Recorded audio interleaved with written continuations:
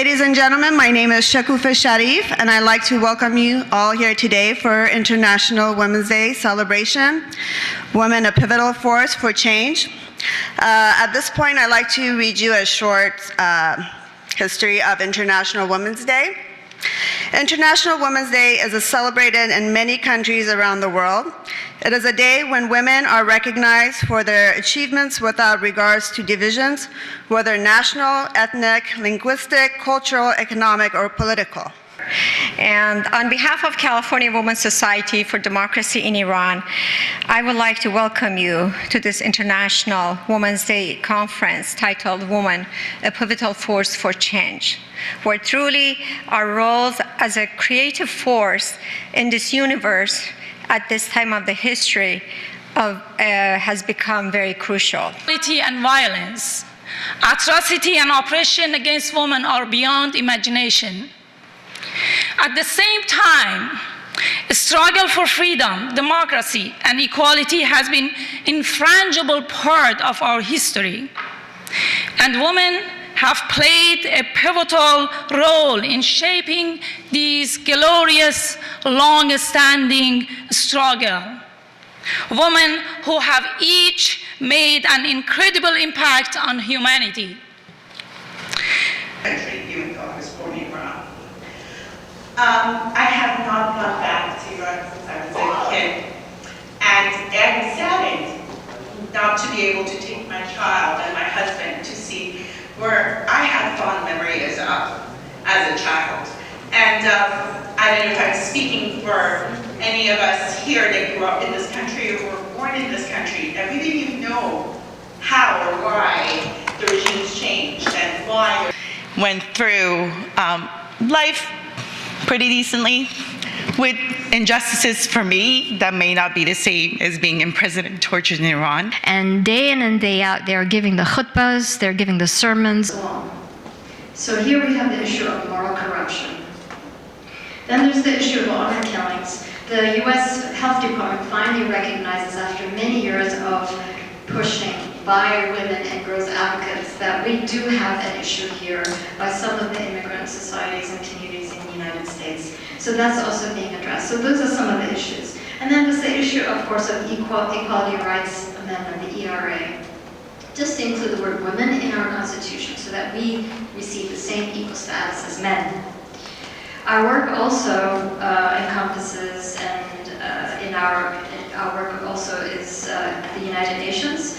CSW just started tomorrow, and we will be partnering up with UN Women and the other organizations on the issues of economic empowerment of women. That I would play with.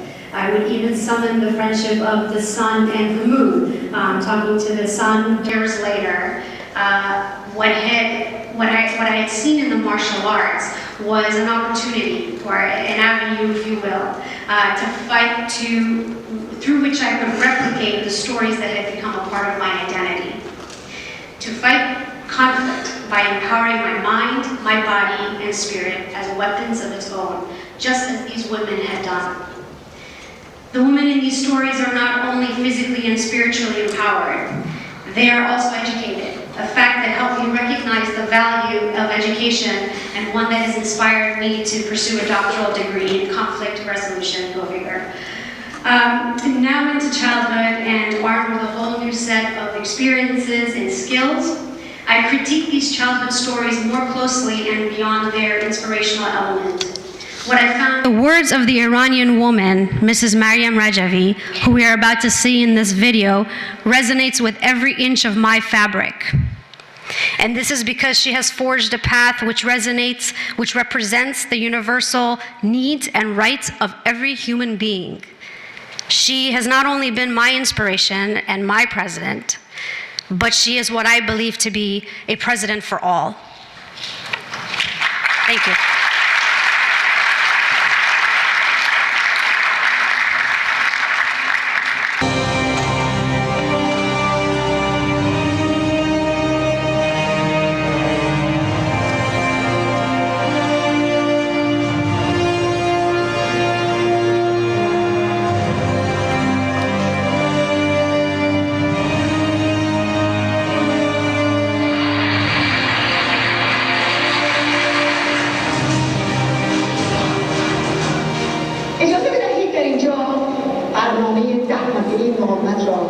که با پشتوانه خون شهیدان و رنج اسیران و تلاش رزمندگان آزادی در شده یادآور This very auspicious moment to think about all of these things together as we're gathered here today.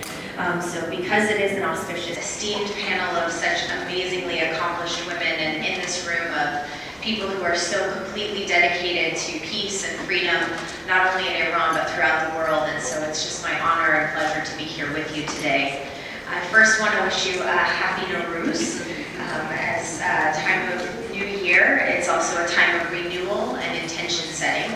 I want to wish you a happy Women's History Month. Although we know women deserve more attention than just 1 month, we do know that this is the time of year where we pay particular attention to the accomplishments of women in history and the contributions of women to our culture. And also, happy International Women's Day. I know that Mrs. Rajavi just celebrated in Albania, which is remarkable. But we also celebrated the day here in the United States with the Day Without Women, and the truth was not all women could leave work because things would probably fall apart. But we also had women workers rising to talk about how important it is that we respect and honor equally the contributions of women in the workplace. And we take this moment, this very auspicious moment, to think about all of these things together as we're gathered here. On the other side of the Middle East, let's go jump to Palestine, where I came from. Women in Palestine, as we all know, are living under occupation. To negative stereotypes in the media, at the workplace, and in social gatherings. Lately, the head cover is associated with radicalism and terrorism. Much of the negativity about the headscarf comes from a lack of understanding why women do that or choose to wear it. And why women choose to wear the cover? Because they want to express their faith and modesty. And so many of them, they do that by their own choices. In some Muslim countries, women, they must cover by the law of that country. And those who don't, they will be, we know what happened to them. They will be punished and humiliated by the enforcement authorities. On the other hand, Turkey is a Muslim and secular country. Women were not allowed to change and make a difference. Since the uprising in 2011, Syrian women has been facing lots of challenges. They have been feeling unsure and out of place. And in the middle of all this, there is a lot of challenges they face as they try to go to the United States through the Istanbul airport. International Women's Day, I would like to honor all those women who dedicated and sacrificed their lives for freedom and equality. My name is Mina Intezari. I spent 7 years from 1981 through 1988 in the notorious Evin prison in Tehran and Ghazal Hisar prison in Karaj. I was arrested in September 1981 while I was a teenager. Security agents arrested my father and kept him hostage for a few months.